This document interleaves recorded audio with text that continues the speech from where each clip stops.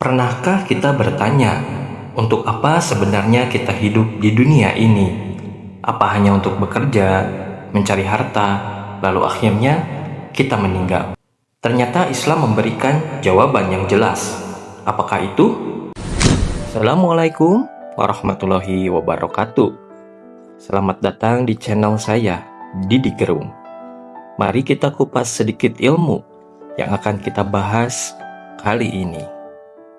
Hidup bukan sekedar tentang dunia, tetapi tentang perjalanan menuju ridho Allah Subhanahu wa Ta'ala terhadap diri kita.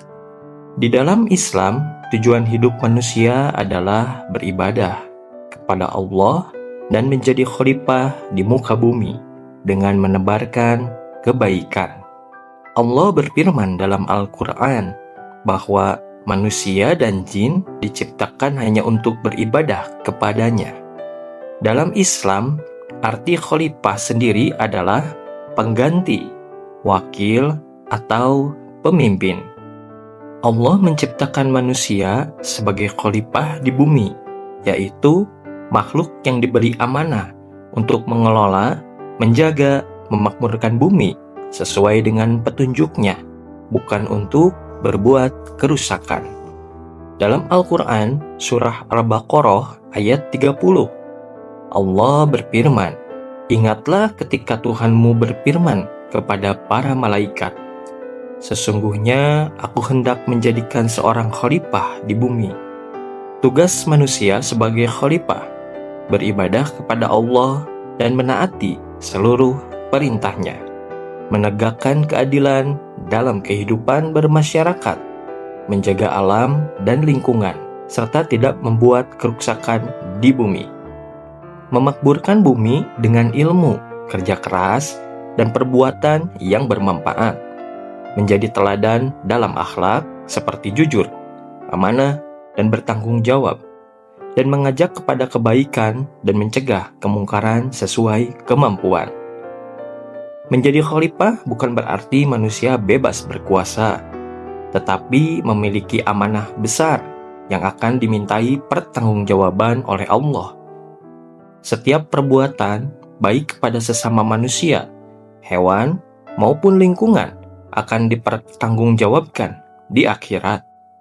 Hikmah menjadi khalifah, menjadikan manusia lebih bertanggung jawab dalam hidup, mendorong terciptanya keadilan, kedamaian, dan kesejahteraan, menumbuhkan kepedulian terhadap sesama dan lingkungan, mengingat bahwa semua nikmat di bumi adalah titipan Allah yang harus digunakan dengan baik.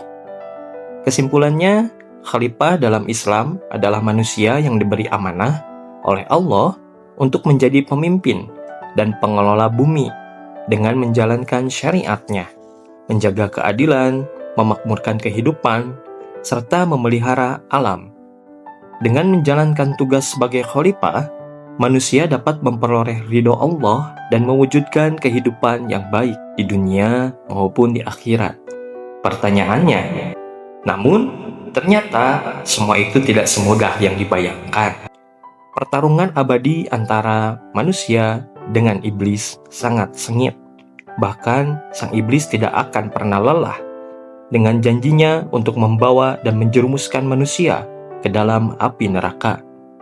Karena dendamnya yang sangat besar ketika dulu dilaknat dan diturunkan Allah ke bumi, sebab tidak mau sujud kepada Nabi Adam, yang dasarnya itu adalah perintah Allah dan ujian bagi iblis. Lalu dia berjanji, sebagaimana yang tercatat dalam Al-Quran.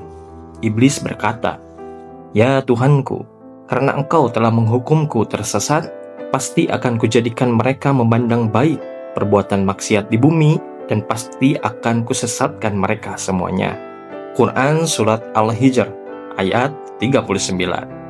Salah satu cara iblis menyesatkan manusia adalah memperindah kebatilan dan tipu daya dunia di mata manusia, sehingga dosa tampak menarik, sementara ketaatan terasa sangat berat. Faktanya, banyak manusia tertipu dan tergelincir ke dalam permainan iblis yang menyesatkan.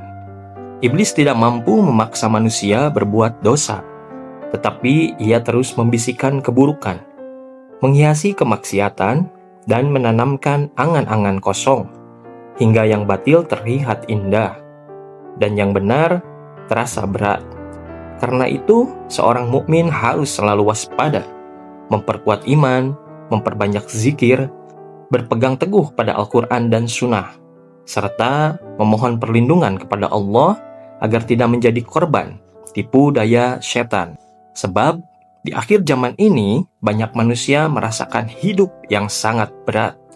Tekanan ekonomi, meningkatnya kejahatan dan kemaksiatan, tuntutan kebutuhan hidup, serta lemahnya iman membuat banyak orang merasa putus asa dan kehilangan arah. Bagi mereka yang jauh dari petunjuk Allah, cobaan hidup terasa semakin menghimpit. Karena itu, Islam mengajarkan agar setiap muslim memperkuat iman, memperbanyak doa dan zikir, bersabar, serta bertawakal kepada Allah. Sebab, ketenangan sejati tidak terletak pada banyaknya harta, melainkan pada hati yang selalu dekat dengan Allah. Bila seorang manusia beriman, bertakwa, dan taat kepada perintah Allah, ia dapat meraih derajat yang sangat mulia di sisinya. Bahkan, para ulama menjelaskan bahwa manusia yang beriman dan istiqomah dapat memiliki kedudukan yang lebih tinggi daripada malaikat, karena ia memilih taat meskipun memiliki hawa nafsu. Namun sebaliknya, jika manusia kufur, berbuat syirik dan munafik, serta terus-terus menolak kebenaran, ia dapat jatuh ke derajat yang sangat rendah. Allah berfirman, mereka itu seperti hewan ternak, bahkan lebih sesat lagi. Mereka itulah orang-orang yang lalai.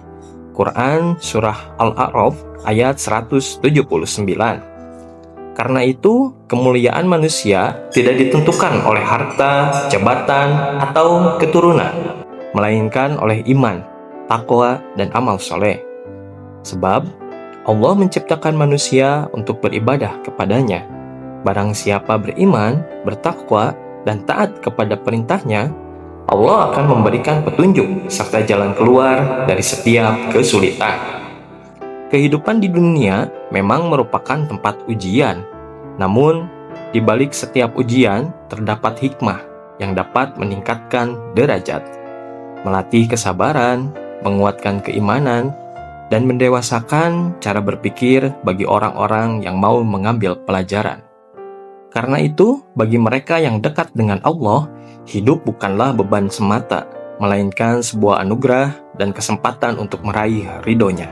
Allah telah menjanjikan balasan terbaik bagi hamba-hamba yang beriman dan beramal soleh, yaitu kenikmatan abadi di surga. Tempat yang tidak pernah terlihat oleh mata, tidak pernah terdengar oleh telinga, dan tidak pernah terlintas dalam hati manusia. Semoga Allah senantiasa menambah keimanan kita, memudahkan segala urusan, melapangkan rezeki yang halal dan penuh berkah, menganugerahkan ilmu yang bermanfaat, menjaga kita dimanapun berada, mengampuni dosa-dosa kita, serta meridhoi langkah-langkah kita hingga kelak dipanggil sebagai penghuni surganya. Dan semoga Allah mengumpulkan kita bersama para nabi, rasul, para shodiqin, para syuhada, dan orang-orang soleh. Amin ya Allah, ya Rabbal Alamin. Semoga pembahasan ini menjadi motivasi bagi kita semua untuk terus memperbaiki diri dan semakin mendekatkan hati kepada Allah. Segala kebenaran dan kebaikan yang tersampaikan berasal dari Allah, sedangkan segala kekurangan dan kehilafan berasal dari diri saya. Sampai jumpa pada pembahasan berikutnya. Wassalamualaikum warahmatullahi wabarakatuh. Semoga naskah ini bermanfaat dan menjadi pengingat bagi siapa saja yang mendengarkannya. Semoga Allah menerima setiap amal kebaikan kita. Amin.